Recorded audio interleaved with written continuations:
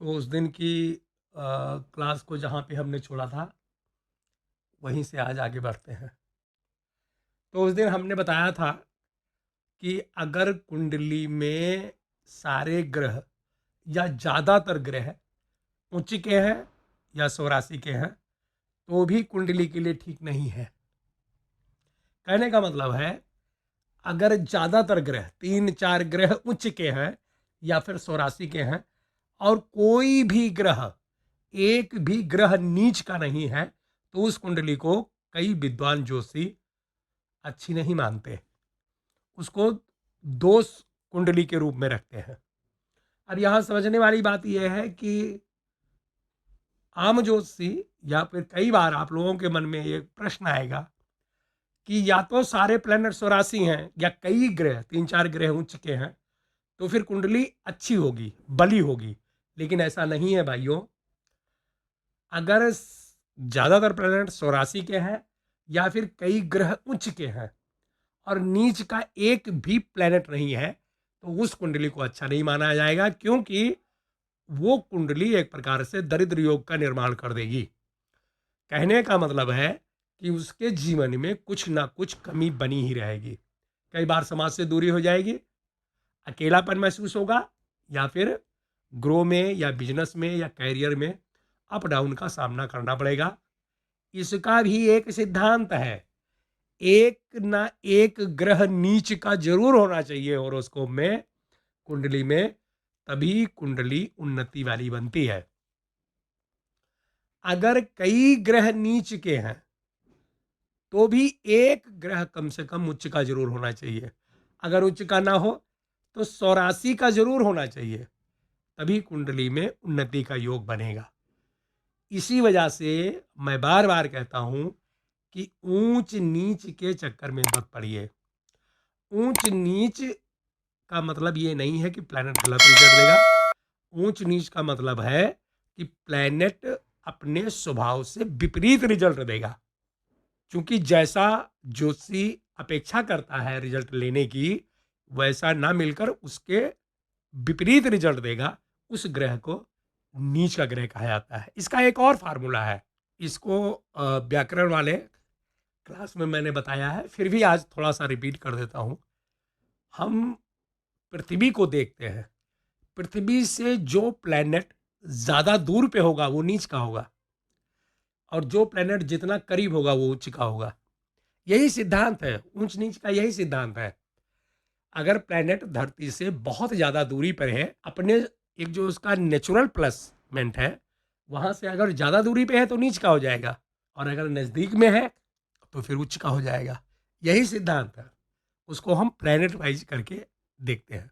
तो उस दिन हम लोग बात कर रहे थे सूर्य के बारे में कि अगर सूर्य नीच का है तो क्या रिजल्ट मिलेगा। बहुत अच्छा रिजल्ट मिलता है, आपको बताया ही। सलाहकार हो सकते हो, राजनीति में ज्वाइन कर सकते हो, अच्छी तरह से मतलब सूर्य के बारे में हम लोगों ने प्रोडक्शन कर ली थी।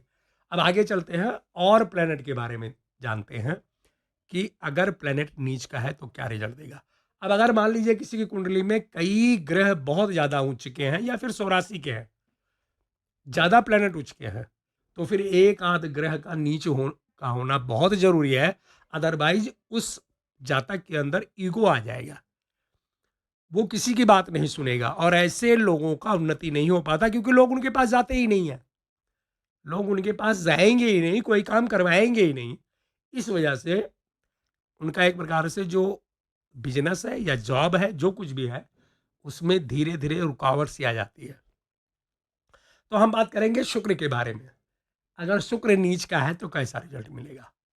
उच्च के शुक्र के बारे में आप लोग जानते हो, तो नीच के शुक्र के बारे में भी आप जान लीजिए। एग्जाम्पल के लिए आप देख सकते हैं, ज़्यादातर जितने लोग ज्वेलर्स का काम कर रहे हैं, बड़े बड़े शोरूम हैं, लगभग उनका शुक्र उच्च का होता है।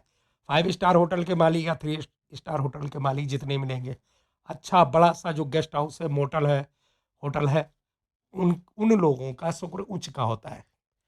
लेकिन नीच का शुक्र भी बहुत अच्छा रिजल्ट देता है। जिनका शुक्र नीच का होता है उनका जो व्यक्तित्व होता है वो बहुत ही प्रभावशाली होता है। किसी को भी बहुत ही जल्दी ये अपने प्रभाव में ले लेते हैं। अगर किसी पुरुष की कुंडली में शुक्र नीच का है तो यही वजह है कि शादी के अलावा अलग भी संबंध होता है। मतलब ऐसे पुरुष का जिनका शुक्र नीच का है, शादी के अलावा भी वो संबंध बना लेते हैं, क्योंकि दूसरे को प्रभाव में लेने की क्षमता इनकी बहुत अच्छी होती है। रुपए पैसे के मामले में मतलब गिनती करने में एकदम एक्सपर्ट होता है। जातक जो है, जिनका शुक्र नीच का होगा, वो कामी बन जाता है। कामी का मतलब आप समझ ही रहे हो कि ज़रूरत से ज़्यादा उसकी उत्तेजना मतलब आने लगती है। काम वासना को बहुत ही मतलब आप मान के चलिए कि काम वासना बहुत ही प्रिय हो जाती है ऐसे व्यक्ति की। रुपए के मामले में वो पक्का गिनतीबाज होता है। व्यापार में बहुत अच्छी तरह से उन्नति करता है। स्त्रियों के काम में आने वाली तमाम तरह की वस्तुओं में उनका जबरदस्त फायदा होता है। स्त्री प्रसाधन, कॉस्मेटिक या फिर ब्यूटी पार्लर वगैरह के धंधे से इनको जबरदस्त फायदा होता है। अगर शुक्र नीच का है, किसी पुरुष की कुंडली में नीच का है, एक बात कन्फर्म मानिए कि गुप्त रोग या फिर मूत्र रोग से संबंधित कोई ना कोई बीमारी इनको अवश्य हो जाती है। भले ही वो ज़्यादा ना रहे, मतलब बगैर दवाई के भी काम चलता है, लेकिन इनको प्रॉब्लम ज़रूर होती है। अब कई बार उस प्रॉब्लम को महसूस कर सकते हैं और कई बार महसूस करते हुए भी किसी को बताते नहीं हैं या फिर कहीं दवाई वगैरह कराते नहीं हैं। लाइफ ऐसे ही चलती रहती है। लेकिन ये नीच का शुक्र एक प्रकार से इंडिकेट करता है कि गुप्त रोग या फिर सेक्स वगैरह के मामले में या फिर फर्टिलिटी के मामले में थोड़ी बहुत इनको प्रॉब्लम जरूर है। खासकर मूत्र रोग को शुक्रदेव अगर नीच के होते हैं तो बहुत ही जल्दी होने की संभावना रहती है। मतलब मूत्र रोग में तरह तरह की बीमारियां जो भी आप समझ सकते हो, वो ऐसे जातकों को होने के चांसेस रहते हैं। अब चंद्रमा को वृषभ में उच्च का माना गया है, जबकि वृश्चिक राशि में नीच का माना गया है। अगर जन्म कुंडली के हिसाब से आपके वृश्चिक राशि में चंद्रमा विराजमान है या फिर आपका जो नेम है वो वृश्चिक राशि के अकॉर्डिंग में है, तो फिर आपका चंद्रमा नीच का माना जाएगा।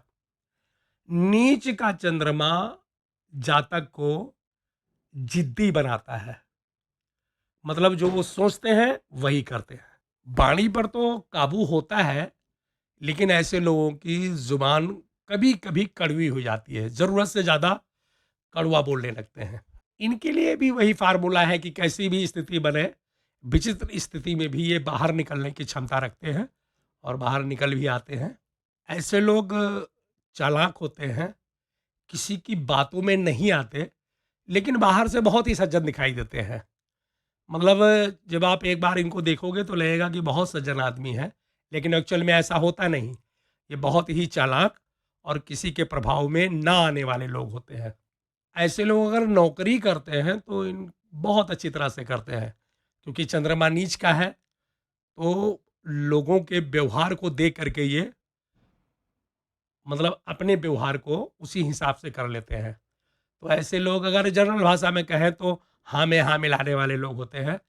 सच बोलना पसंद नहीं करते, और आजकल के ज़माने में जिसको हम लोग बटर पॉलिश कहते हैं, मतलब मक्खन पॉलिश की तरह किसी ना किसी तरह से, चाहे आप जी हुजूरी बोलिए या फिर चमचागिरी बोलिए, नौकरी में ऐसे लोगों की तरक्की होती रहती है।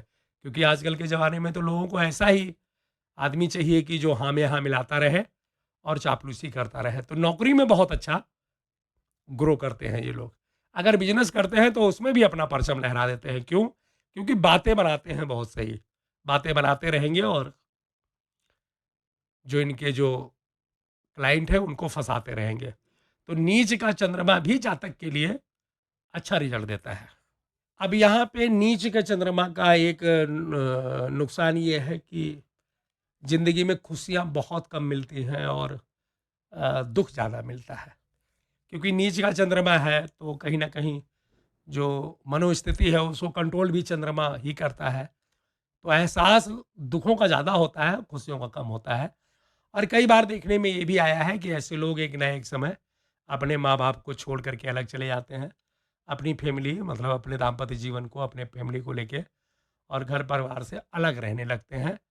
अगर चंद्रमा बहुत एक्टिव हो गया तो, और प्लेनेट भी अगर सपोर्ट कर दें उसमें, तो फिर लोग घर बार छोड़ ही देते हैं। कहने मतलब जॉइंट फैमिली में रहना पसंद नहीं करते, अकेले ही रहना पसंद करते हैं अपनी निजी फैमिली के साथ में। मंगल अगर कर्क राशि में है, कहीं भी है, तो नीच का माना जाएगा। ऐसे लोग जिनका मंगल नीच का होता है, पराक्रमी होते हैं, उनकी एनर्जी भी बहुत अच्छी होती है। कहने का मतलब है कि ऐसा नहीं है कि उनके अंदर जो है पराक्रम नहीं होगा, पराक्रमी होते हैं, एनर्जी भी बहुत अच्छी होती है। साहस में थोड़ा सा कमी देखी गई है। एक जो आप कह सकते हो ना, जो वीरता, साहस, हिम्मत, उसमें कहीं थोड़ी सी कमी आ जाती है अगर मंगल नीच का होता है। लेकिन पराक्रमी होते हैं, मेहनती होते हैं। नीच के मंगल का मतलब है कि आप होशियार, चालाक और गिनतीबाज टाइप के हैं। ऐसे लोग जिनका मंगल नीच का होता है, सिचुएशन कैसी भी हो, कितनी भी खराब हो, हालत कितनी भी खराब हो, कैसे न कैसे बाहर निकलने का रास्ता निकाल ही लेते हैं। अपने अनुकूल वातावरण का निर्माण कर ही लेते हैं। ऐसे लोग रुपया कमाने के लिए कुछ भी कर सकते हैं। ऐसे लोग अगर राजनीति में चले गए, तो फिर स्वार्थ के लिए और सत्ता के लिए अपनी संपूर्ण ताकत लगा देते हैं। कहने का मतलब है कि अपना उल्लू ये सीधा कर ही लेते हैं। अब यहाँ पे मंगल नीच का है तो कुछ ना कुछ अवगुण तो जरूर देगा। तो देखने में यह आया है कि ऐसे लोग जिनका मंगल नीच का हो और राजनीति में जाते हैं, तो बहुत जो अप वाली श्रेणी है उसमें तो नहीं जा पाते, लेकिन फिर भी एक प्रकार से नेतागिरी में सफल हो जाते हैं। अब बहुत बड़ी यानी पार्लियामेंट की बात मैं नहीं कर रहा हूँ, लेकिन एक स्तर तक, डिस्ट्रिक्ट स्तर स्तर तक, जिला स्तर तक बहुत ही अच्छे सधे हुए नेता बनते हैं। कमी एक ही आती है ऐसे लोगों में कि अगर मंगल कहीं सेंट्रल में, केंद्र के भाव में अगर नीच का बन गया है, तो फिर ये लोग इनका करैक्टर थोड़ा सा खराब हो जाता है। और ये इन लोगों में से ज़्यादातर लोगों को कई जगह पे संबंध बनाते हुए देखा गया है।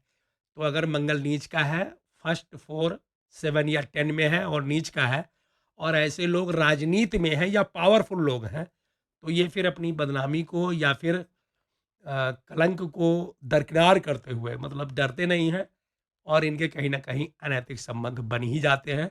और कई बार स्थिति यहाँ तक, अगर और प्लेनेट का सपोर्ट मिल गया, जैसे राहु वगैरह भी निगेटिव रिजल्ट दे रहे हैं, तो फिर ऐसे लोग लोगों के शोषण करते हुए देखे गए हैं। कहने का मतलब है कि मान लीजिए किसी पुरुष की कुंडली है, तो ज़रूरी नहीं है कि महिलाओं का शोषण करें। ऐसे लोग पुरुषों का भी शोषण करते हैं, जैसे काम पे रख लेना, पैसा बहुत कम देना, पूरी दिहाड़ी नहीं देना, या फिर पैसे ही मार देना, पैसे देना ही नहीं है, काम करवा लेना, बाद में डरा धमका के भेज देना। तो मतलब हर तरह से लोगों का शोषण करते हुए देखा गया है अगर मंगल नीच का है। लेकिन जातक के लिए तो अच्छा है भाई, जातक के लिए तो फायदा है, जातक को फर्क नहीं पड़ता। वो अपना उल्लू सीधा करने के लिए, पैसा बचाने के लिए और पैसा कमाने के लिए किसी भी हद तक जा सकता है। तो ये नीच का मंगल जातक के लिए अच्छा रिजल्ट देता है, बशर्ते कि कुंडली में और ग्रहों की प्लेसमेंट अच्छी हो। गुरु मकर राशि में नीच का माना गया है। कुंडली में कहीं भी अगर मकर राशि में गुरु है, तो इसका मतलब है कि उस कुंडली में गुरु नीच का है। अगर किसी का गुरु नीच का है, मकर राशि में है, तो उनको पैसे में इंटरेस्ट बहुत कम होता है, देखा यही गया है। लेकिन अपनी मेहनत की कमाई पर विश्वास होता है और वो कमा भी लेते हैं। वो उदार दिल का होता है, इसी वजह से लोग ठग भी लेते हैं कई बार।